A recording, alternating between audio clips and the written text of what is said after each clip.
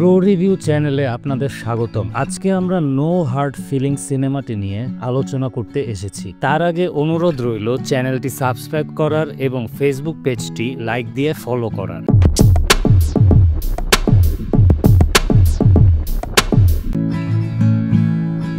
Jennifer Lawrence অভিনীত 2023 সালের American প্রাপ্তবয়স্ক কমেডি সিনেমা নো হার্ড ফিলিংস।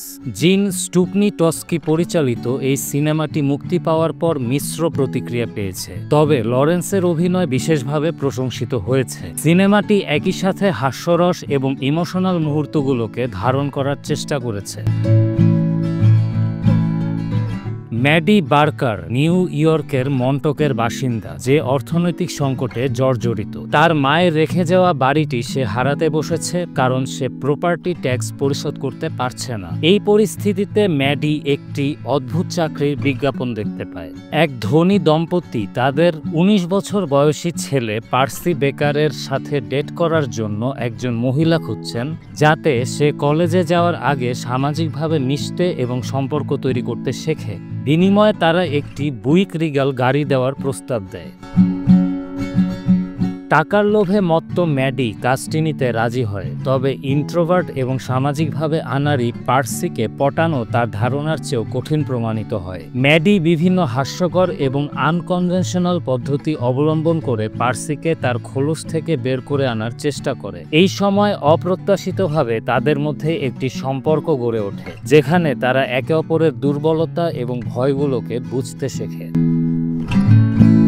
সিনেমার গল্পটি মূলত ম্যাডি এবং পার্সির অদ্ভুত সম্পর্কের উপর কেন্দ্র করে আবর্তিত হয়। শুরুতে ম্যাডির উদ্দেশ্য ছিল কেবল গাড়িটি পাওয়া, কিন্তু ধীরে ধীরে পার্সির সরলতা এবং আন্তরিকতা তাকে আকৃষ্ট করে। অন্যদিকে ম্যাডির আত্মবিশ্বাস এবং জীবন সম্পর্কে তার খোলা মন পার্সিকে নতুন করে ভাবতে শেখায়। জেনিফার লরেন্স এই সিনেমায় অনবদ্য অভিনয় করেছেন। ম্যাডির চরিত্রে তিনি একই সাথে কৌতুকপূর্ণ, দৃঢ় এবং সংবেদনশীল। তার শারীরিক ভাষা এবং মুখের অভিব্যক্তি দর্শকদের হাসাতে এবং চরিত্রটির ভেতরের আবেগ অনুভব করতে সাহায্য করে। কমেডি এবং ড্রামা উভয় ক্ষেত্রেই তার সাবলীল অভিনয় সিনেমাটিকে একটি বিশেষ মাত্রা দিয়েছে। অ্যান্ড্রু বার্থ ফেল্ডম্যান পার্সির চরিত্রে চমৎকার অভিনয় করেছেন। তার চরিত্রে থাকা শায়ী ভাব এবং সামাজিক জড়তা তিনি খুব সুন্দরভাবে ফুটিয়ে তুলেছেন। সিনেমার দ্বিতীয়ার্ধে যখন পার্সি ধীরে ধীরে আত্মবিশ্বাস ফিরে পায়, তখন তার পরিবর্তনটিও বিশ্বাসযোগ্য মনে হয়। জেনিফার লরেন্সের সাথে তার রসায়নও বেশ ভালো জমেছে। এছাড়াও ম্যাথিউ ব্রডারিক এবং লরা বেনাটি পার্সির বাবা মায়ের চরিত্রে স্বাভাবিক এবং বিশ্বাসযোগ্য অভিনয় করেছেন। ন্যাটালি মোরালস এবং স্কট ম্যাকআর্থার ম্যাডির বন্ধু হিসেবে সহায়ক ভূমিকা পালন করেছেন।